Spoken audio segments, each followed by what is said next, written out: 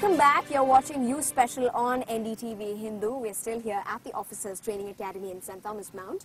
We are discussing what really drives the youth of today to join the army. Now, a lot of them here are graduates, and we're going to ask each of them how the transition is from the college life to this army phase.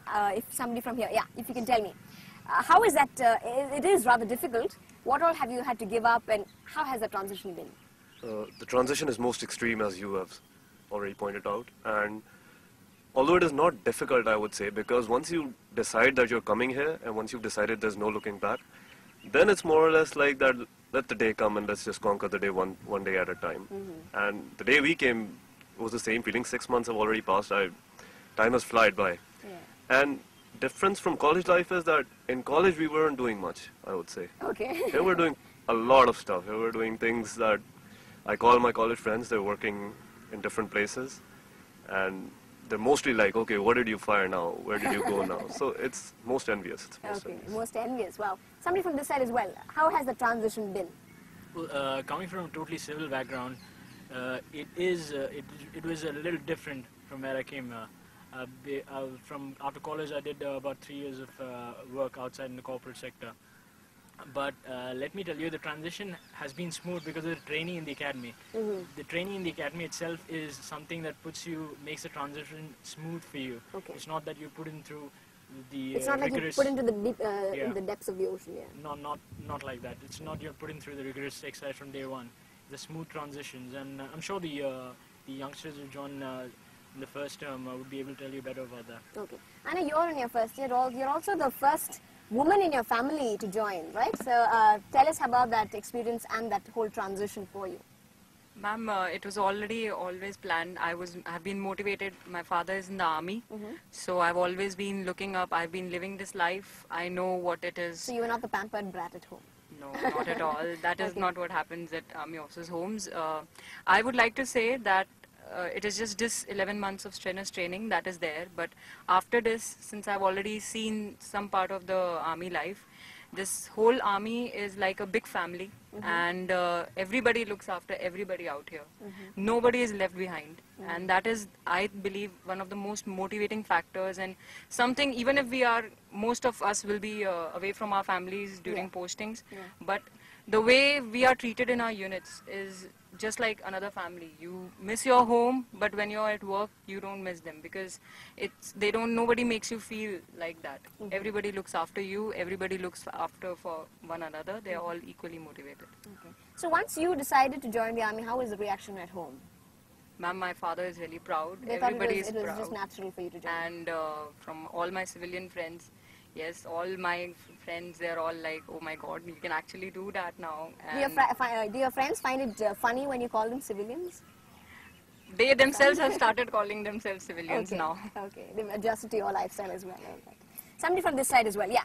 Tell us how that transition has been. How have your family members reacted to this decision of yours? Well, ma'am, in my family, the two generations already, they're all in the army. All my uncles, my father, and he himself has been serving now. Well, they're all happy because in the one thing which my dad always wanted me to do is get up early in the morning. Okay, so at least that is fulfilled to this. Life is very good now. I mean, I must say it is very organized, plus full of discipline. And I've always wanted to join the army. I'm having good time.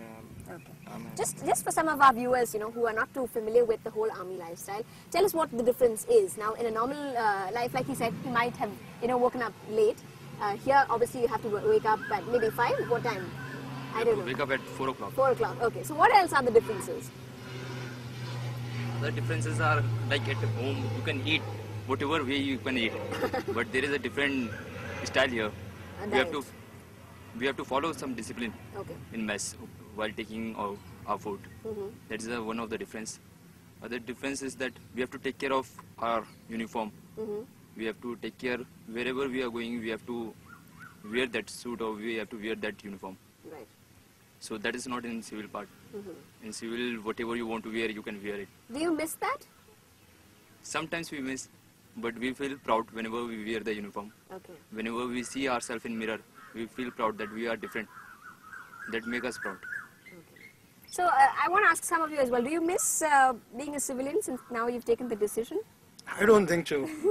We better enjoy over here. Yeah. Because when we last time went on our midterm break, most of us missed OTA. Oh. Within 5 days or 6 days, we should be back home. Okay. Because So this is home for you this now. is more like a home. Once you come over here, you have your friends. Same when you reach your regiments also. It's like you make a family over here. It's more, you spend more time with them. So they're more closer to you. You know them more. So that's not there outside. This is one of the big difference. Even when you're in colleges, you do not make friends which stay with you for lives. But over here, with just 11 months, we'll make some friends who will stay with us for our lives. Who will always be ready to give up their lives for us. Right. To save us. And what That's better it. friendship is that, Yeah. right? Yeah. Okay, somebody from this side as well. Oh yeah, if you can tell me as well. How have your family reacted, and what do you miss from a civilian's life? Well, I'm from an army background, but my mother's very happy the fact that the army forces me to keep a handkerchief in my pocket and a clean one.